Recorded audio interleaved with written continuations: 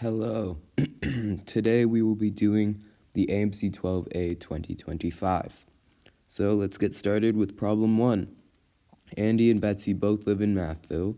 Andy leaves Mathville on his bike at 1:30, traveling due north at 8 miles per hour.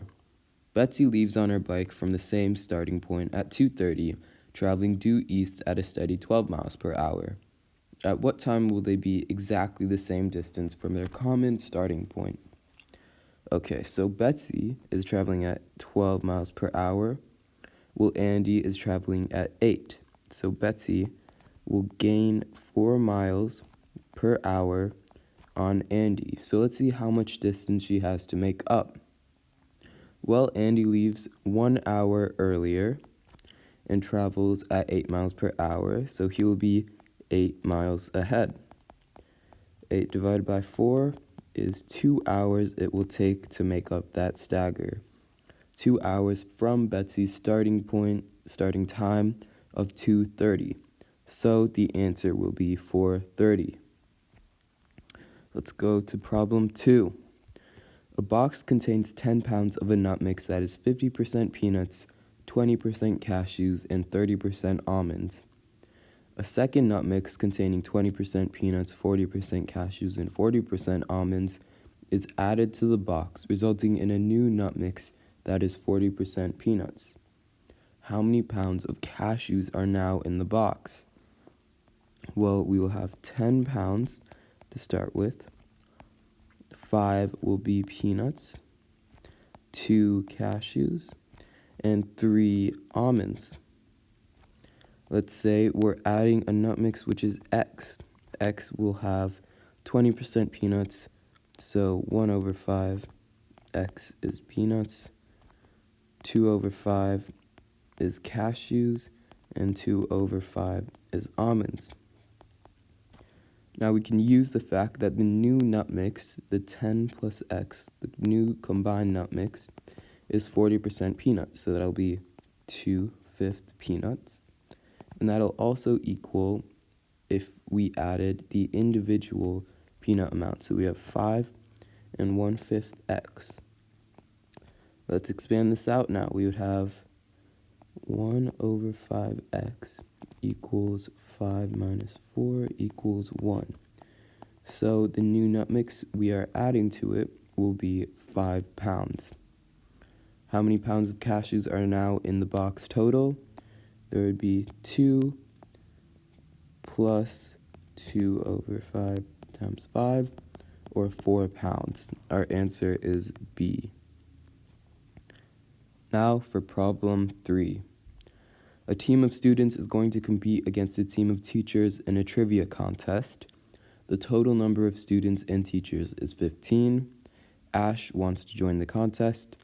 If Ash plays with the students, the average age will go from 12 to 14. If Ash plays with the teacher, the average age on that team will decrease from 55 to 52. How old is Ash? Let's say there are S students, so this will be the number of students. Then there will be 15 minus S teachers, since there are 15 students and teachers total. Let's also just call A Ash's age, so we remember what our variables mean. Okay, using the average age for the students, we know that the amount of students is S. So if we add Ash, there will be S plus 1 students. Let's think of what the combined age of everyone and Ash would be.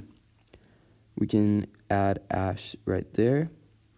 And the combined age of all the students would be the original average. This would then equal 14. So let's expand it out to A plus 12S equals 14S plus 14. A equals 2S plus 14. Now we'll just do something similar for the teachers. We'll have A plus 55 times 15 minus S over 15 minus S plus 1 equals 52. Let's expand this out. A plus 55 times 15 minus s equals 52 times 15 minus s plus 52. We have a equals negative 3, 15 minus s plus 52. This would be negative 45 plus 52, so 7. And this would be plus 3s. So we have two equations which relate s. 3s plus 7 equals 2s plus 14. S would equal 7. Then a would equal 3 times 7 plus 7, or 28. Ash would be 28 years old. Let's go to problem 4. Agnes writes the following 4 statements on a blank piece of paper.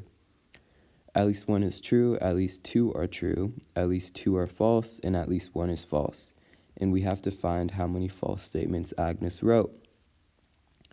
While I was taking this exam, what I did was try to figure out any contradictions. And this statement at the bottom right here is how I first approached this problem. I saw that if this was false, it would be a contradiction, because then we would say at least one of these statements is not false, but it being false contradicts itself. So we know for sure that this one is true. If this one is true, then this up here would also be true, because we see that at least one of these statements is true.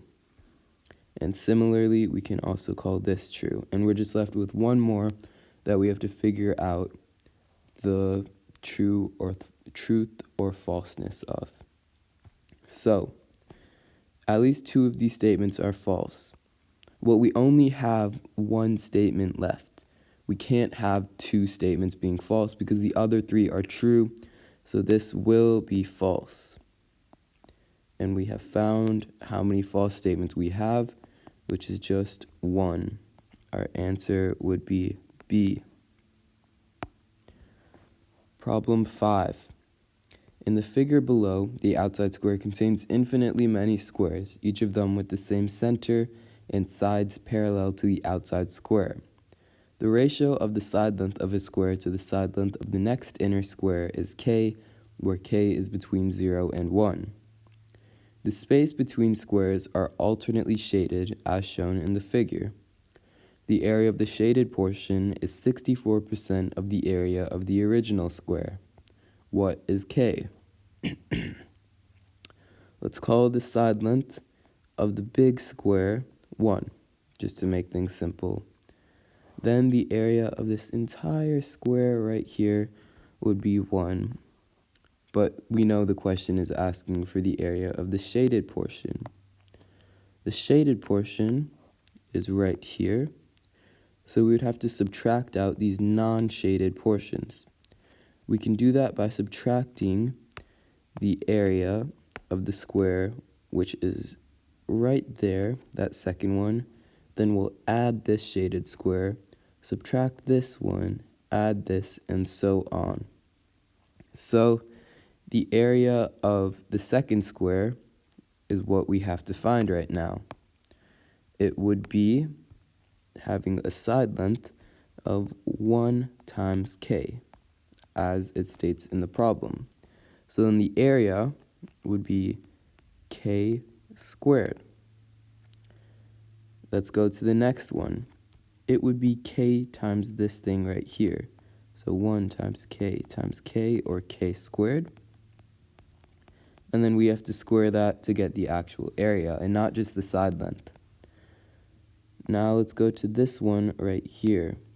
It would be k squared times k, or k cubed. So the side length would be k cubed. Let's subtract off the area of that. Sorry, I should make these arrows better. But what you should know is that this is not a shaded square. It'll have an area of k cubed squared. The next one will be k to the 4th squared, k to the 5th squared, and so on. So we can see a pattern. Now what I did was I found what this series would look like. It would be 1 minus k squared plus k to the 4th minus k to the 6th plus k to the 8th. This is an infinite geometric series. The common ratio r would be minus k squared. The first term would be 1, and then we can use our formula. The sum of the series would be a1 over 1 minus r, or 1 over 1 plus k squared.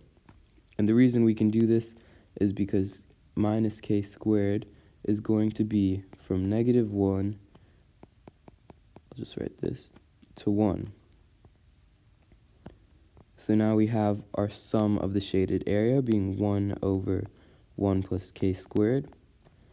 It's also equal to 64% of the area of the original square. So 0.64 times 1, or just 64 over 100. Let's switch these over. So we'll have 100 over 64 equals 1 plus k squared. Continuing on, that would be 36 over 64 equals k squared. K equals 6 over 8, or 3 over 4. Our answer would be D. Problem 6. 6 chairs are arranged around a round table. 2 students and 2 teachers randomly select 4 of the chairs to sit in. What is the probability that the 2 students will sit in 2 adjacent chairs and the 2 teachers will also sit in 2 adjacent chairs? Let's find favorable over total outcomes to solve this problem. Let's look at total outcomes right now. So the ways for them to choose the amount of chairs. The first person to choose their chair has 6 choices, the next has 5, the next has 4, and the next has 3. Right? There would be 6 options for the first person to choose, and once that's taken, the next would also be in a similar position but have 5 chairs to choose from. So now we have total outcomes. Let's just try to find the favorable outcomes. Favorable would be when the 2 students sit together. How many ways are there to do that? Well, we'd have student 1, student 2. So those would be in the first and second chair. Student 1, student 2 in the second and third, and so on. So 1, 2, 3, 4, 5, 6.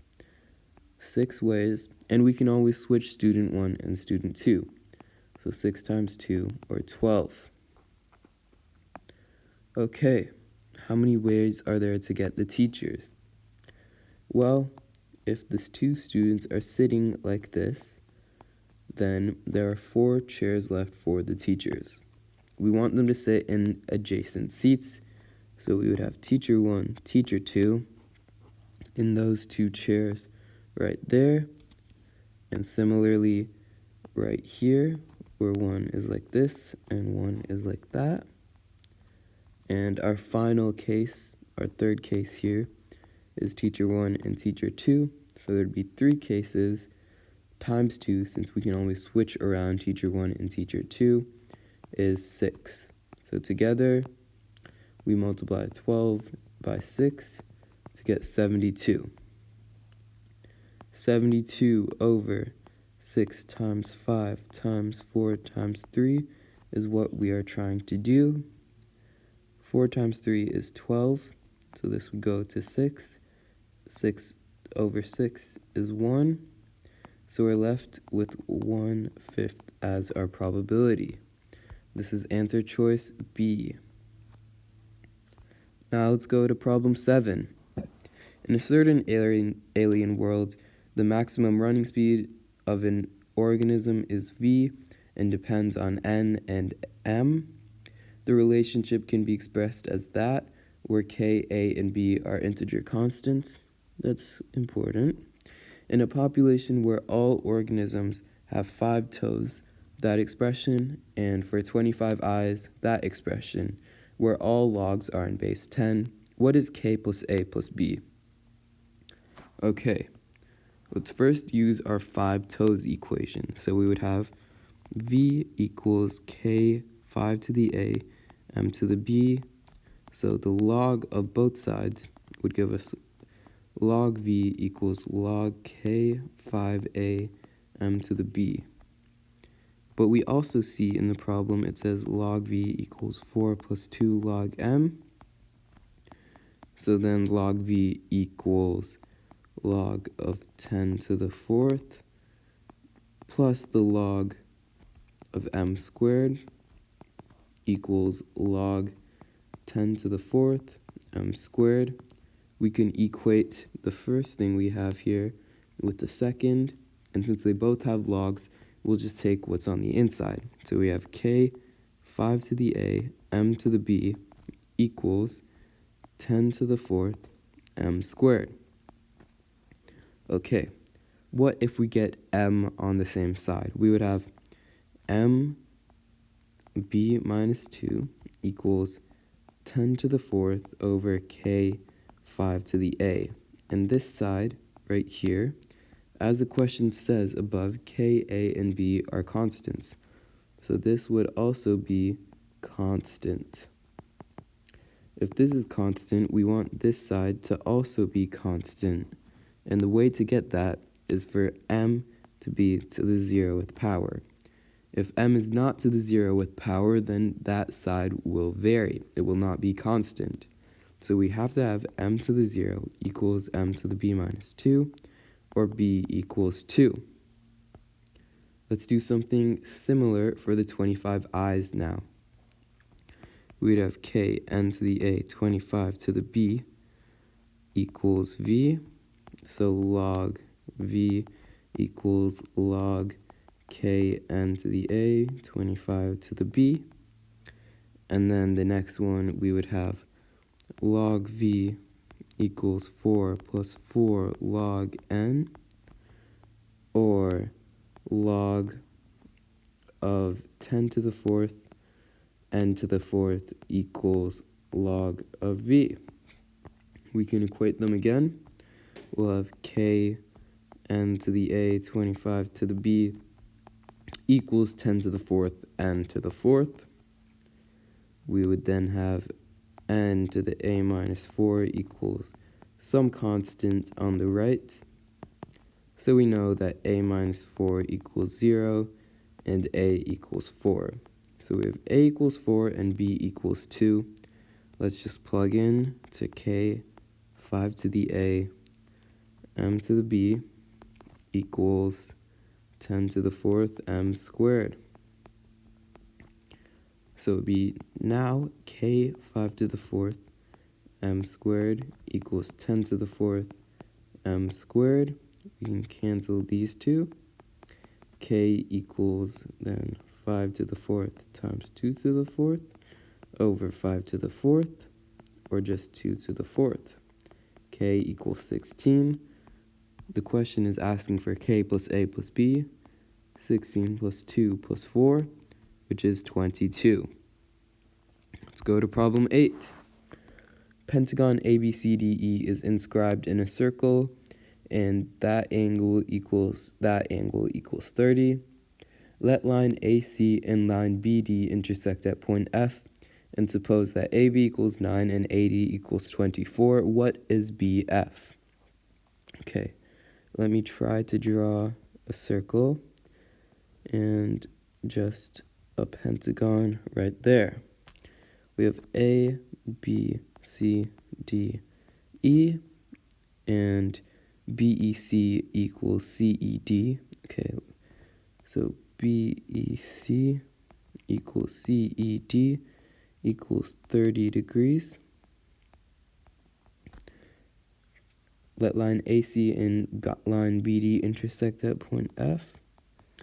So AC and BD intersect at this point, which is F, and AB equals 9, AD equals 24. What is BF?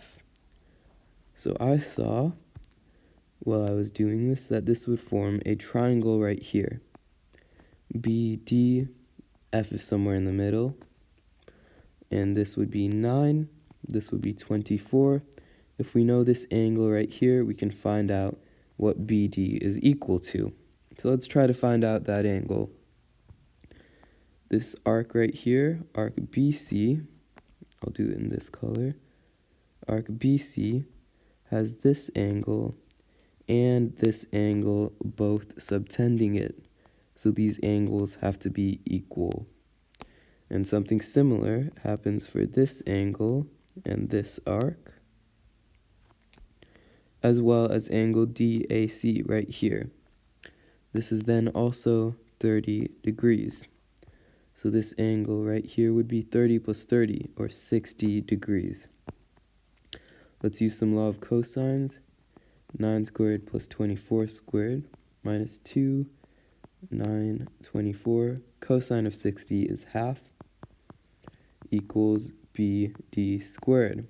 That's 81 plus 576 minus 9 times 24 equals BD squared. 576 plus 81 is 657. 9 times 24 is 3 squared times 3 times 8. So this is 2 cubed times 3 cubed, or 216. We subtract 216 from this, we would get 441. BD squared equals 441. BD equals 21.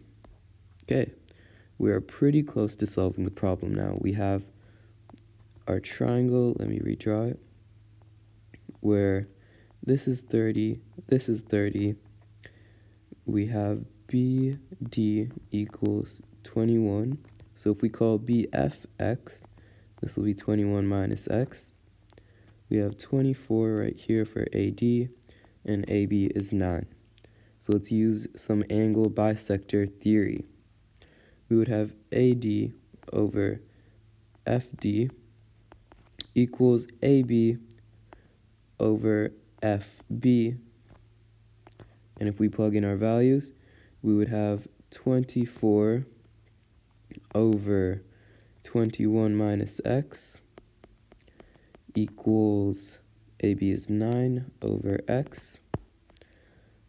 That means 24x equals 21 times 9 minus 9x. 33x equals 189. So x equals 189 over 33 equals 63 over 11, which is answer E. Now for problem 9. Let W be the complex number 2 plus I, where I is the square root of negative 1. What real number has the property that R, W, and W squared are collinear in the complex plane? So we have to know what the complex plane looks like. The complex plane is very similar to the Cartesian plane. It would have 1, 2, 3, 4, 5, and so on there. But over here, it would be I, 2I, 3I, 4I, 5I, and then these would be negative, as you might guess.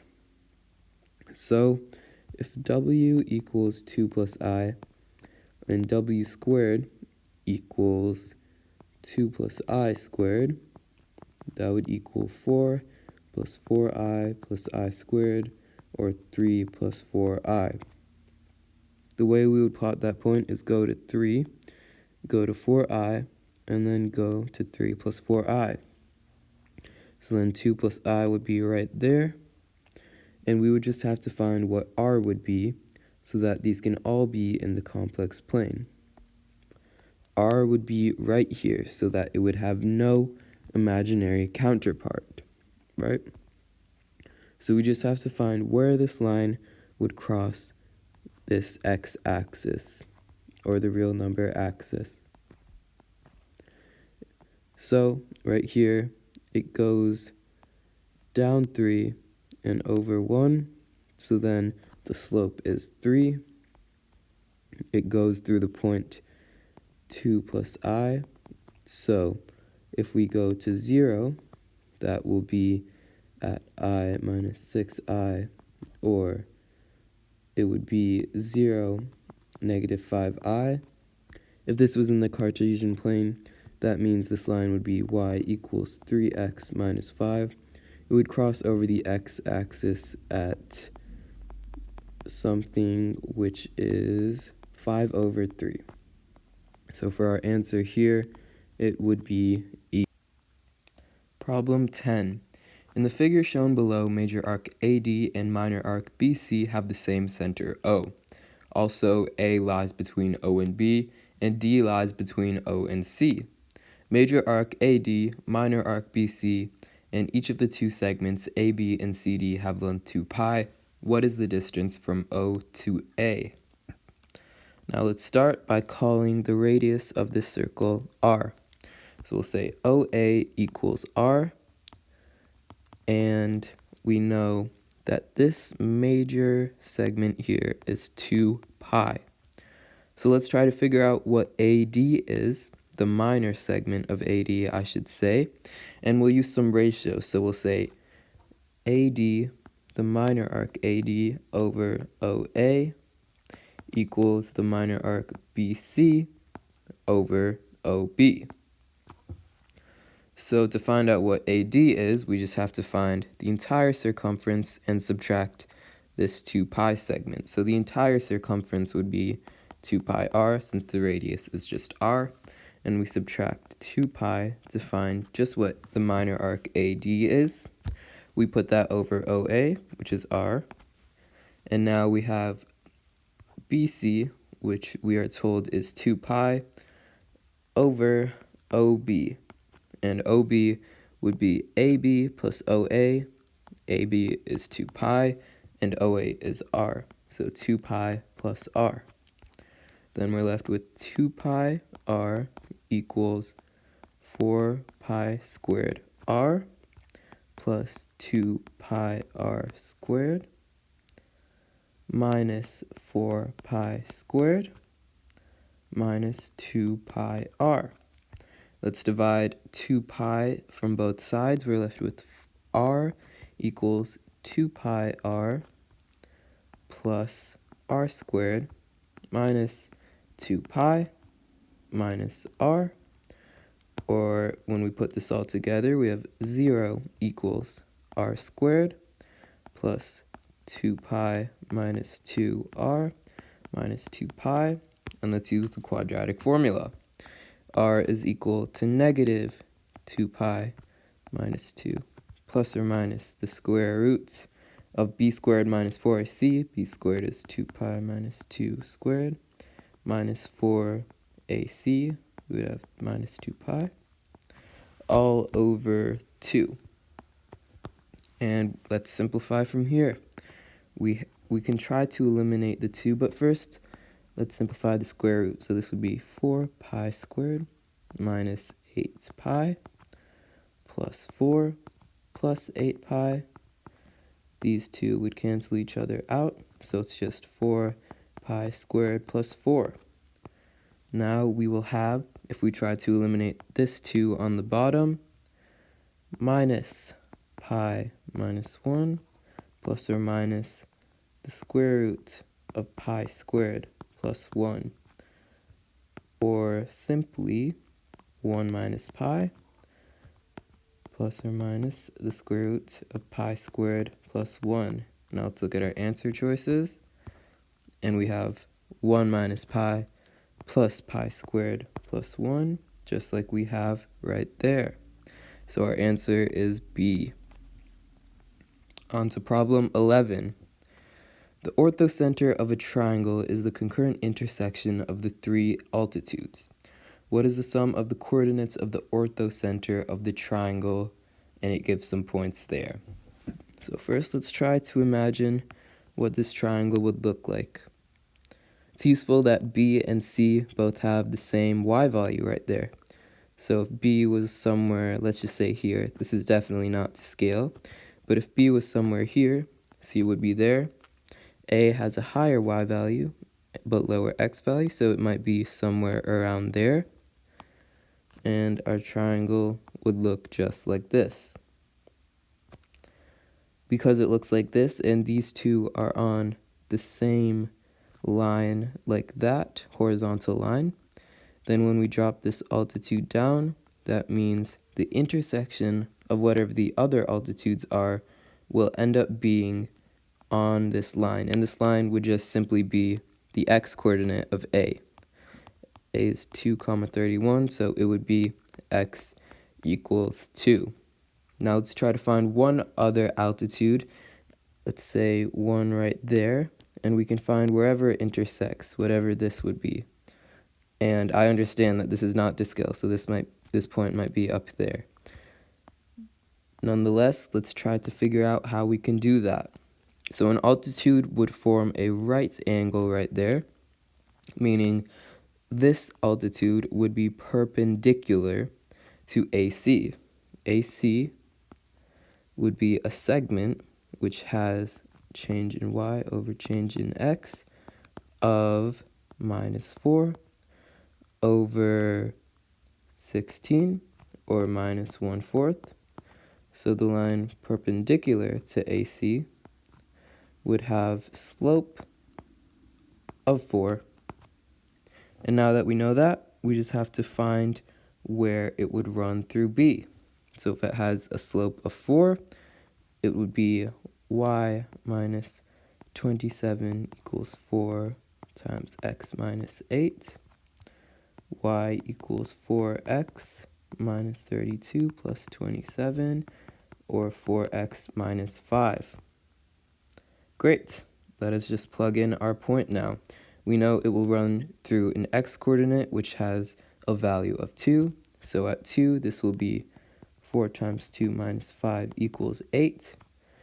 So our x-coordinate will be 2, 3, coming out to a value of 5 when you add up the sum of the coordinates. This is answer choice A. Problem 12.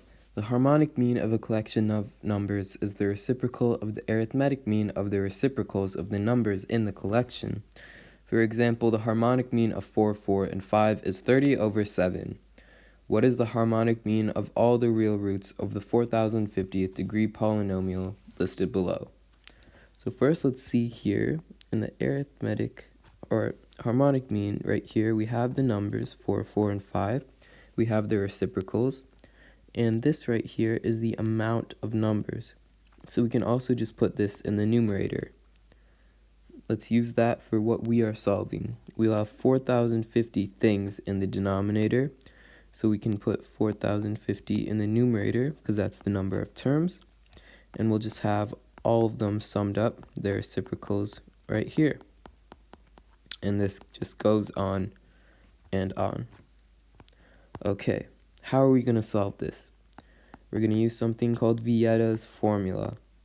So this is something in quadratics. If there's ax squared plus bx plus c, we can say that negative b over a is the sum of the two roots, and c over a is the product of the two roots. Now, let's split up this fraction into separate parts. We'll have 1 over x1 plus 1 over x2. Keep that by itself. We'll have 1 over x3 plus 1 over x4. Keep that. And on and on. This part right here can simplify down to x1 plus x2 over x1, x2. This one will be x3 plus x4 over x3, x4.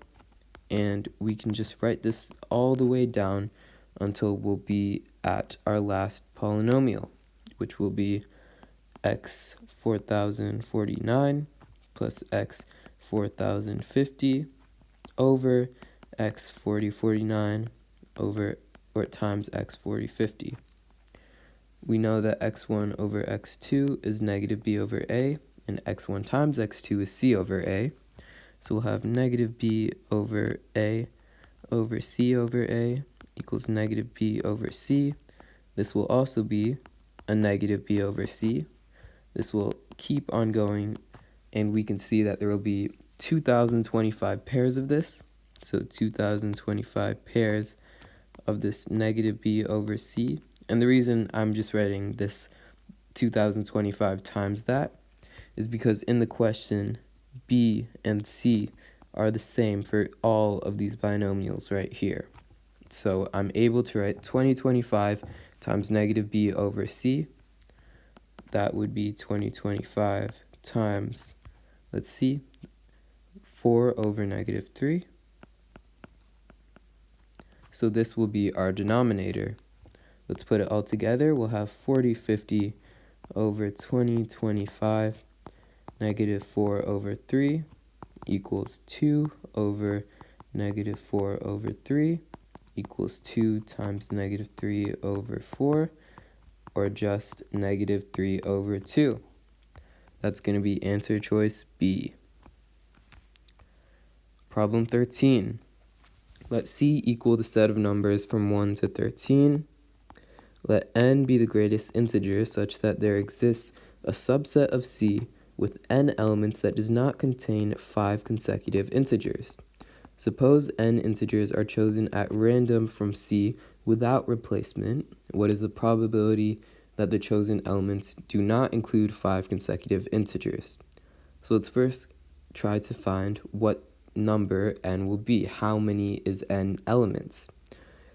Let's start. We'll have 1, 2, 3, and 4 together. We can skip 5, 6, 7, 8, 9, skip 10, 11, 12, 13. Right now it looks like n would equal 11. And in this case, we would have 5 and 10 being skipped. If we had 1, 2, 3 together, we could skip 4, 5, 6, 7, 8, skip 9, 10, 11, 12, 13. In this case again, n would be 11, and we would have 4 and 9 being skipped. If we tried 1, 2, 3, or sorry, we already tried that. 1, 2, skip 3, 4, 5, 6, 7, skip 8, 9, 10, 11, 12. We would have to skip 13, so n would be 10 here. This doesn't work then. This is not one of our cases that we're interested in. We can have one more, just looking at 5 and 9. 1, 2, 3, 4, skip 5, 6, 7, 8, skip 9, 10, 11, 12, 13. So yes, 5 and 9 would be another case. In total, we have 3 cases here of n elements where there are not 5 consecutive integers. So now if we chose 11 integers from C without replacement, what's the probability that they won't include 5 consecutive integers? Well, there would be 3 ways where they don't include 5 consecutive integers, and the amount of ways to choose 11 elements out of 13 is 13 choose 11. So this would be 3 over 13 times 12 over 2, or 3 over 78. This is equal to 1 over 26. Our answer will just be D. Problem 14. Points F, G, and H are collinear with G between F and H. The ellipses with foci at G and H is internally tangent to the ellipse with foci at F and G as shown below. If two ellipses have the same eccentricity E and the ratio of their areas is 20/25, what is E? Okay, let's draw into our diagram. Let's say this is the center. Then we'll call this B1. We can call this long, or as we say, semi-major axis, this whole thing A1. And this focal distance from the center to the focus as C1. And then we'll do something similar for our small ellipse here. So this would be B2, this would be A2, and this would be C2. Okay, how are we going to solve this now?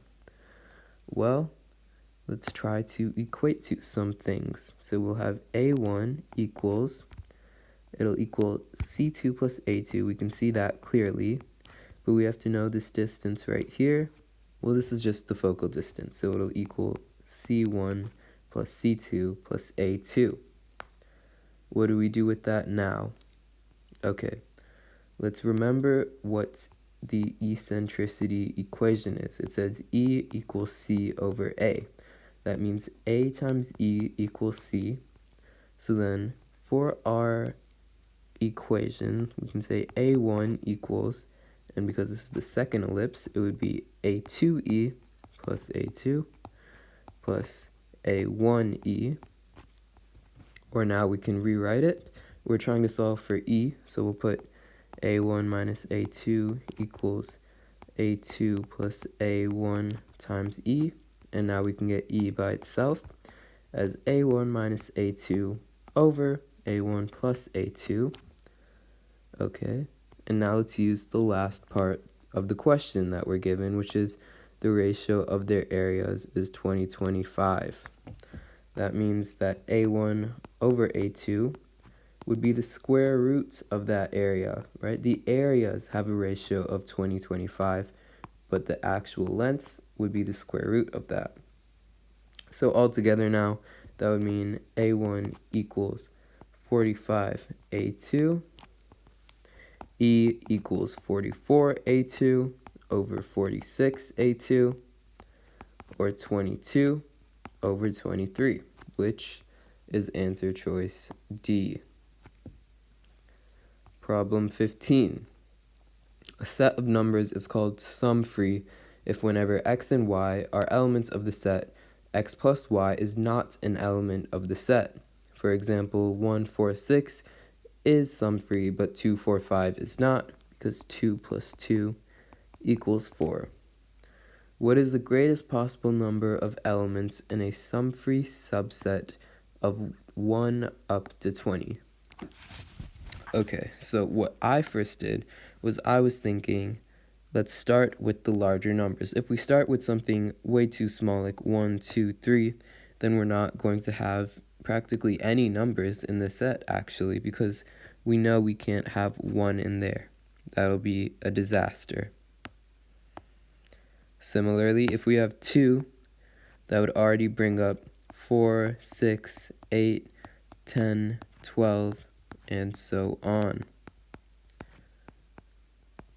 So if we have this as a set, this would not work. Now let's try to think of what some larger numbers are that we can include. I started at 10. We can include 11. We can include 12. And we can actually include all of these up till 20. We cannot include 20 though, because 20 is 10 times 2.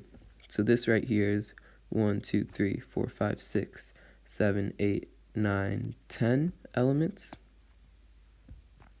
So we have 10 elements for this set. Let's see if there's any other sets which would have more.